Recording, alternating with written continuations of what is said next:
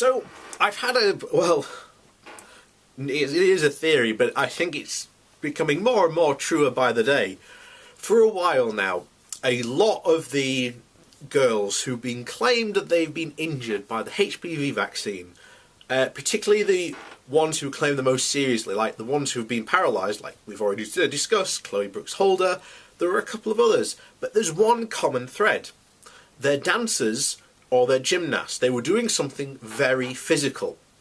And here's the thing, you get others who also claim they were injured by this vaccine and, well, they couldn't walk but they can now, type of thing. They also claim a myriad of other different things. Now, if this was Gardasil that was damaging them, you would see a consistent pattern, but you do not see a consistent pattern. You would see similar symptoms, similar side effects. You are not seeing that in the girls who are claiming that they are injured. Full stop. So, one of the things I have said, and I just said it just there, is that a lot of these girls were doing and involved in very physical activities. So the question is are girls who are involved in, dancing from an early age, are they susceptible to, over-practiced being paralysed? Now, lo and behold, believe it or not, I have a friend who is a professional dancer. So I asked her the questions. So this is her essentially response to my questions. So, practicing wise for a 12 to 18 year old. Well, due to school hours, they can't train or practice in the daytime unless they go to a vocational school for a young age, such as Royal Ballet, Elmhurst, etc. I would say 6 days a week. Always need a rest day to let the body heal between 3 to 4 hours. I usually used to when I was that age, and depending on what type of dance, make sure it's a varied program. So not doing all the same things all the time, mixing strength exercises with stretching, Pilates, body conditioning, and then of course the actual dance style or genre. Over-practicing can lead to injury if you do not look after your body. Make sure you have a rest day each week or even 2 depending. Any sign of injury, go see someone straight away. Eat and drink correctly, train wise, warm up and cool down after each class. Again, going back to what I said at the end of the last message, doing varied exercise that coincides with dance classes you are doing to help strengthen, stretch and keep your body healthy.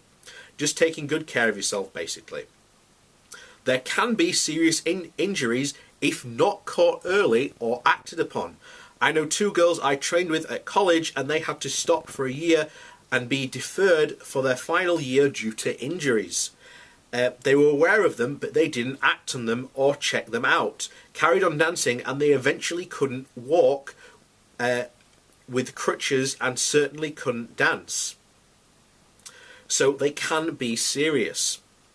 But it's about body awareness. It's your tool, like a laptop computer. If you've got a naggle, you have to go get it checked and fixed. Either way, earlier is always the better. So I also asked her about dance moves, 12 to 18 year olds, because I thought there might be a connection there.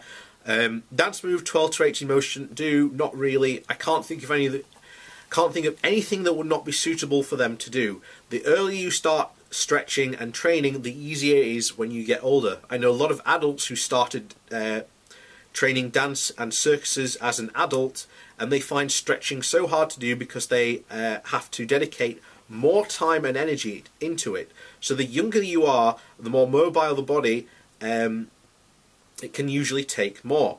Obviously, they have to be careful. Even when they're young, they have hip, knee, and knee problems, etc. So, if anything, she's helped me confirm this my theory that these girls who, again, they're dancers. Again, using Chloe Brooks Holder as an example, she was a ballet dancer. She had the HP vaccine, and remember, 2 years later, after having the vaccine, she's now paralysed, and claims that it was the vaccine she had 2 years ago that caused her to be paralysed. Remember, she's got no evidence to back that up, as have all the other girls. they had the HPV vaccine. Later on down the line, oh, I'm paralyzed. Oh, it must be the HPV vaccine. No evidence. Remember, a vaccine will not stay in your bloodstream that long. At least 2 years. It's long. The vaccine is long gone from your body. But these are the people who are trying to convince other people, and other people into this. But that's into another subject for another video. So we'll cover that then. So hopefully see you soon for another video. Let me know what you think to my my theory. Am I correct? Am I not? But to be honest, I think I am. I think that because, again, a lot of these people are dancers and have been involved in a lot of serious physical activity. I think there's good reason to suspect that that's the real reason they are, they are paralyzed, and not through the HPV vaccine.